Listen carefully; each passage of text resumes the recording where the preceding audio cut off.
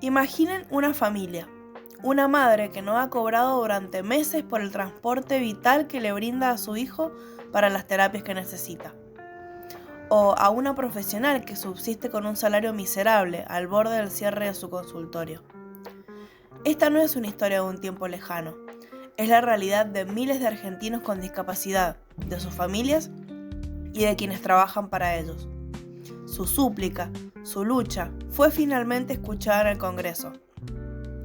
Una ley fue sancionada con un apoyo abrumador. Y entonces, en un solo día, un trazo de pluma del Poder Ejecutivo silenció esa voz. Esta es la crónica de una ley que prometía cambiarlo todo, del poderoso veto político que intentó detenerla y de la batalla que continúa, tanto en los pasillos del poder como en las calles del país. ¿Por qué un gobierno vetaría una ley que cuenta con un respaldo casi unánime y que busca proteger a los ciudadanos más vulnerables? ¿Cuál es el verdadero costo de esa decisión? La historia de la Ley de Emergencia en Discapacidad no comienza en el Congreso, sino en una crisis tangible que se gestó durante meses. El sector de discapacidad en Argentina se encontraba en una situación de agonía, con los profesionales e instituciones advirtiendo que la situación era insostenible. Los testimonios eran contundentes. Una persona con discapacidad que trabajaba en un taller protegido cobraba apenas 28.000 pesos por mes, un monto que no se había actualizado desde febrero de 2023. De igual manera, los transportistas que movilizaban a pacientes para sus tratamientos veían sus ingresos pulverizados, ya que el precio de la nafta había subido, mientras que a ellos se les pagaba una tarifa fija que no cubría los costos operativos. Las denuncias por demoras en los pagos, recortes en las pensiones no contributivas y una desregulación generalizada de las prestaciones básicas se multiplicaban en todo el país. En este contexto de total emergencia, la Agencia Nacional de Discapacidad, ANDIS, emitió la controvertida resolución 187 en enero. El propósito de esta norma era aprobar un nuevo baremo médico para evaluar la invalidez laboral en el contexto de las pensiones no contributivas. Sin embargo, el texto de la resolución provocó una reacción inmediata y masiva. Usaba un lenguaje considerado discriminatorio y denigrante, empleando términos como idiotas, imbéciles y débiles mentales para referirse a las personas con discapacidad, conceptos que se consideran obsoletos y regresivos de hace más de un siglo. La indignación fue tal que el gobierno se vio forzado a pedir disculpas oficiales en un comunicado y a prometer la modificación de la resolución. El daño, sin embargo, ya estaba hecho, y la indignación se transformó en un movimiento social y político unificado.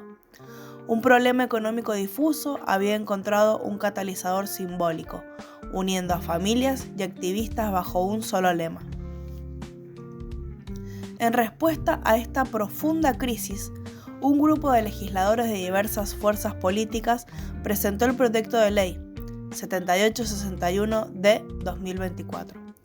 La autoría del proyecto fue atribuida al diputado Daniel Arroyo y el texto, que pronto se convertiría en la Ley 27.793, buscaba abordar los problemas estructurales del sector. La iniciativa contenía varias medidas clave. Primero, declarar la emergencia nacional en discapacidad hasta el 31 de diciembre de 2027. Segundo, asegurar un financiamiento real para pensiones, prestaciones y programas de inclusión.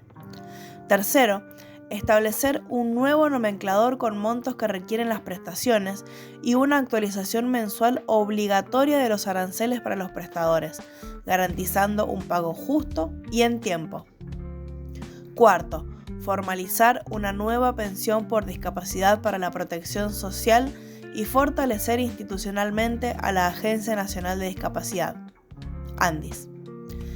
Último, clarificar la compatibilidad de una pensión por discapacidad con el trabajo formal, un cambio fundamental que buscaba sacar a muchas personas de la marginalidad económica y el desempleo.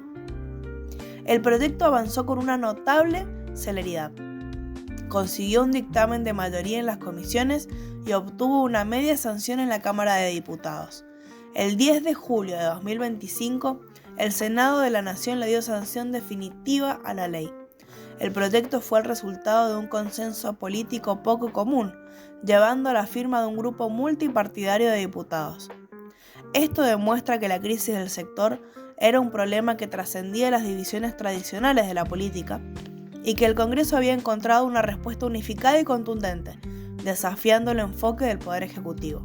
Lo que parecía ser un final feliz para la lucha del sector de la discapacidad, en realidad era solo el comienzo de un nuevo y tenso capítulo. El 1 de agosto de 2025, el Poder Ejecutivo Nacional ejerció su facultad de veto total sobre el proyecto de ley, lo cual se hizo efectivo a través del Decreto 534/2025. El veto presidencial, un mecanismo contemplado en el artículo 83 de la Constitución Nacional, devolvió el proyecto al Congreso. Sin embargo, la acción no fue aislada. El veto a la Ley de Emergencia en Discapacidad se incluyó en un paquete de vetos que también afectaba a proyectos sobre aumentos de jubilaciones y a una moratoria provisional. La justificación oficial del veto se basó en un argumento puramente fiscal. El Poder Ejecutivo invocó el artículo 38 de la Ley 24.156, que exige que cualquier gasto no contemplado en el presupuesto vigente cuente con una fuente de financiamiento clara, concreta y suficiente. Según el análisis del gobierno, el costo total de los 3 proyectos vetados superaría los 7 billones de pesos para 2025 y los 17 billones de pesos para 2026, lo que equivaldría a entre el 0,9 y el 1,68% del PBI, y calificó las fuentes de financiamiento propuestas por el Congreso como insuficientes. En su defensa de la medida, el presidente acusó al Congreso de querer provocar un genocidio fiscal. Sin embargo, en el centro de esta disputa política y económica se encuentra una discrepancia fundamental en las cifras. Mientras que el gobierno presentaba estas estimaciones, la Oficina de Presupuesto del Congreso, un organismo técnico e independiente, había realizado su propio informe sobre el impacto fiscal del proyecto de ley. Según la oficina, el gasto del proyecto de ley de discapacidad era mucho menor, un refuerzo fiscal de entre el 0,22% y el 0,42% del PBI, una cifra significativamente menor a la que esgrimía el Poder Ejecutivo. Esta diferencia marcó el eje del debate. El gobierno argumentaba que la ley era fiscalmente irresponsable, mientras que sus defensores sostenían que su costo era mínimo en comparación con su enorme impacto social.